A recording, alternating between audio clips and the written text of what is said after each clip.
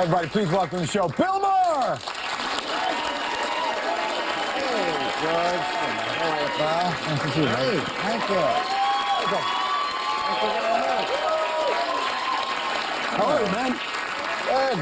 Congratulations. Look at you. You made it to America. How about it? Wow.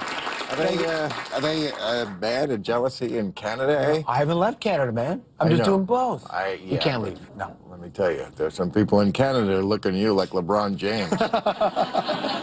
Let them feel that way. That's okay, too. But our gain. I was thinking about you in terms of the run that you've been on with Real Time, that when Politically Incorrect ended, could you ever imagine that this is the place you would be right now? That you would have found this network and found this interesting moment? Well, actually, we taped right in the studio we're in now. Which is so weird. Yeah, and I've been on the same lot. We taped Politically Incorrect here, we taped Real Time here. I was on this lot when I was with Comedy Central, I was with ABC, and now with HBO, and I have the same office and the same phone number. Because I'm a gangster. So does it feel different at all for you? Well, it means a different show. You know, I mean, Politically Incorrect was fun for what it was, but it was a design train wreck. How do you mean? Well, first of all, it was on 5 nights a week, 4 guests. That's 20 people who were talking about politics. Well, there aren't 20 people in America who know about politics, let alone that I could get on my show. The show we do now is once a week. Yeah. It's truly for smart people. Not just the ones who like, I could fake it if I watch Politically Incorrect. This is a real A-list kind of panel that's really smart, and, you know, there's many fewer celebrities. We used to have a lot of celebrities. All you had to do to get on Politically Incorrect was be breathing and have some sort of fame. But back then when Politically Incorrect started... Real Time, you have to really be smart. Back when Politically Incorrect started, there were a lot fewer celebrities out there. Like the advent of reality television. There was? Yeah, for sure. The way reality television's changed now, everybody's famous for 8 seconds. Yeah, I guess if you count those people as famous. I read the tabloids. I will admit, because I need to relax. And like half these people, I have no idea who they are. Even saying they're on the cover, like, I don't know who this person is, because they're a reality person. Right. And if you don't follow that world, you know, of people throwing drinks in each other's faces, you don't know who these people are. Can you get a handle on a culture based on who they determine is famous at the time? I think that's a smart observation. I think that's people know that is true. Is what do people worship? What does a society worship? And you can get a handle. Our culture is shallow. You know, we're proud of it. That's who we are. We got to own it. But there's a place where you found your way up, Jon Stewart. There's these great, Tavis Smiley still does it in his way. There's this group of people who have been able to find a footing by not having to be shallow. Of course, because it's a big country. There's over 300 million people in this country. I always say, like, there's a great, smart European country in America. It's just surrounded by a bunch of rednecks. But sure, I mean, like, a European country is, you know, like Germany, France, England. Those countries are like between 60 and 80 million people. We have those 60 and 80 million smart people. Not like everybody in those countries is smart either, but we just have more people. Can you find a way to make those disparate opinions and values work? Well, obviously, you know that we have a lot of paralysis in our government. You know, we obviously can't do that anymore. That's a real shame. I mean, the two parties had different governing philosophies, always, but they did find ways to work together. And there was things that they could find common ground with. That doesn't exist anymore, and it's not the fault of them equally. One party is a bunch of knuckle draggers. I won't say which. But the fault does not go around equally, as the media would like to portray it, and it's partly the media's fault, because they're not very bright either. And they promote things like false equivalency, which are wrong. We should put the blame where it is and tell the truth where it lies. There's a moment on Politically Incorrect. I want to play this clip, which is with one of the greats of all time. Wow. They're out in the open now. They're not even trying to conceal it anymore. The owners of the country they got their election. They said, we're going to get this election. We put you people in that court for a reason. All right, now's back the time to pay earth us. for you now. Yeah, forget all that stupid. Will you? Well, that's one thing I loved about George Carlin. He was not afraid to do that. Yeah. That's what most people are afraid to do. You know, politicians will always say, if we only had a government as good as the people. Yeah. Well, our big problem is that we do have exactly a government as good as the people. Our democracy is very representative. I mean, we get to choose these people, and these are the people we put into office. So it does come back to the people. They're very easily fooled, and they're horribly misinformed about everything. And the people who watch Fox News live in a bubble I can't even describe to you. The facts never get in. It's like the airlock in an Alien movie, you know, that you can't let the alien in or else you have to blow up the ship. That's really the situation we have in this country, is you have a hard time passing legislation that means something if people don't understand what's in it. They still don't understand what's in Obamacare. They still don't know what that is, and we passed that 3 years ago. So there's this intellectual impasse that's going on. Is there a way around it? Well, not a quick fix. I mean, I think it would start with education, but we don't really concentrate on that in this country. We don't have a sense in this country that we're all in it together. It's an every man for himself philosophy that governs this country much more than most other Western democracies. And that's not a good thing for a country, because every modern country is now a quasi-socialist country. That's not a dirty word, but in America, when you say socialist, you know, most people, they don't know what it means. They know it's something super bad, like pedophilia or atheism or something like that. Just something we can't. Meanwhile, they do nothing but take money from the government. They're such hypocrites. They hate socialism, but they live on Social Security, Medicare, Medicaid, farm subsidies, unemployment benefits, all this money, but they hate socialism. Is this a natural place for a country to be at this age? You know, it's not the youngest. You're saying we're a teenager. Yeah. And we're about as bright as one. Oh, I'm just saying that it may be as a reactionary as one. Canada's about to enter that space as well. That Right. we don't have the same history. That certainly is part of it. I mean, civilizations literally do grow up. I mean, Europe is the old civilization, and in some ways, they're jaded, and that's not great. And they're worn out in some ways, and effete, and there is energy here that maybe you don't have in the old world. But they also do have that sort of wisdom and that savvy, and they understand that they don't get excited about, oh my God, we're becoming a socialist country. So what? If it works, that's all that matters. Let's just do what works. How much of this guy, the version of you that has strong, not just a strong belief system, but the ability to stand behind what you say and you go out and say it, is it from your father? Father and mother, I would say. Yeah, I mean, they were both political. My father certainly did it for a living, which was different. You know, I mean, he was a newsman in the days of radio news, when there was radio news at the top of the hour on every radio station. And it's something we talked about in the home, which I think was different than most kids. I mean, I think most American families, if they have dinner together at all, if the family's together at all, you know, they're probably watching TV at dinner or talking about reality TV or whatever.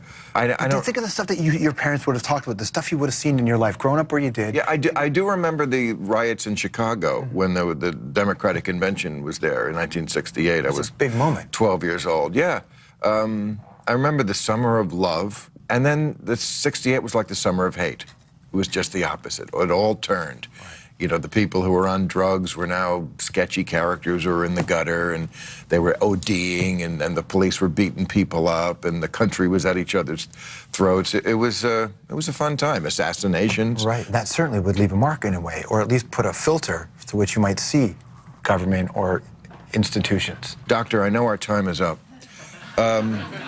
But I hope we can get into this next week, because I think we're getting to a breakthrough. That's what I'm going for. No, but is it true? I mean, I'd heard stories, we sort of alluded to it, that your father had left the church at one point because he disagreed with the political. Is that true? The best day of my life was when I found out we don't have to go to church anymore. Yes. I was 13 years old. I put this in I interviewed my mother for my religious documentary, Religulous, and you know, I wanted to ask her on camera, because I'd never really understood this. Why did we stop going to church? And why did you, Mom, never go to... Why? I knew at this point in my life, I knew that she was Jewish, but I never knew when I was a kid. You know, we were Catholics. My father, my sister, and I were Catholics. We went to church every Sunday. I had to go to catechism, do all that bullshit. My mother stayed home, and I never asked why. You know, it was like, what, she had to babysit the dog? I was just so petrified about church that I wasn't thinking about anything else. And I said, you know, why didn't you tell me when I was younger? And she was like, well, I didn't think it was my place. You know, the mindset back then was so different. And I was like, but you aren't Catholic. Why were you? I remember her like helping me with the catechism. And she said, well, you know, the way we thought back then was it's better to have some religious training than none. Right. You know, it doesn't matter what the religion is, as long as you believe in nonsense of some kind. That's what's important. It even worked into some of your act. Let's memory lane this now. Oh, gosh. Yeah. I was raised Catholic formally, although I must say the Jewish mind comes out, even in the Catholic system. Give you an example, we used to go into confession, and I would bring a lawyer in with me. That's my first time on TV. Yeah. That's Johnny Carson, 1982. What was going through your mind just before? That my pants were too tight. Were you nervous at all in that moment? Of course, we're all nervous because we know that that's like the baccalaureate. If you don't pass that test, you do not go on. Right. You know? And if you do well, you might have a career in show business, and you are legitimized. If you don't do well, there's really nothing for you because every other show you would do would be to build up to that show, to The Tonight Show. So there was a lot riding on it. But it is a piece of cake gig. I mean, compared to, you've been working in clubs, you know, where the audience could be very difficult and drunk and whatever, heckling. And now you're on with Johnny Carson, who set you up. You know, we found a fabulous young comedian, and you're gonna love him, and it's a very hard commodity, and you know all that bull he would say every time.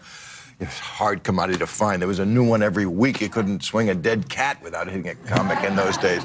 But if you did well, you know, you got to keep going. I mean, the mistake people made in that era was thinking that it made you a star. Those days were over. I did 30 Tonight shows, and I still was not very well known until I got my own show. But it could get you your own show, The Tonight Show. Let's stick around Bill Maher right after this. We're back here with Bill Maher on the program. Because you've been on the record for so long, people always remember what you said. Do you think people will let you have opinion changes and let you evolve? I'm certainly free to evolve, yes. I'm not a politician. When you're a politician, you can't evolve. You have to have the exact same opinion at 60 you had at 18, or else you're a flip-flopper. Right, and that's exactly... Which is crazy. That's the problem with the system. But that's what being a human being is all about. I learned something, and yes, now I've switched my opinion because I now have more information. What's the biggest shift you've had? That's a good question. I'll give you one, like hunting. I'm a big animal rights advocate, but you know, when I talk to a real hunter, they're like, well, do you eat meat? I say not very often, but you know, sometimes I do. I mean, I'm not against killing animals. If it's humanely, they kill each other. You know, we are at the top of the food chain, I get that. He's like, would you rather eat something that was factory farmed, where they tortured the animal, or, you know, do you think it's better that I can kill an animal in the wild and eat the whole thing? And I would have to concede that that is a preferable method of eating an animal than keeping it in a pen in its own feces its whole life. You're aligned with PETA. Would you consider that? I mean, you've done some work on behalf of PETA supporter, right? Very much I'm aligned. And PETA is one of those groups that, an example of when you're a loud group and when you have a strong position. They are. I mean, they're on the edge, and I'm glad they're there. I don't always agree with everything they say or do, but I'm glad that, first of all, animal rights wasn't even on the agenda before they existed. So they kind of had to elbow their way into the room because, you know, there is no constituency except the constituency of the heart for animals. You know, there's no money in it. You know, they can't vote.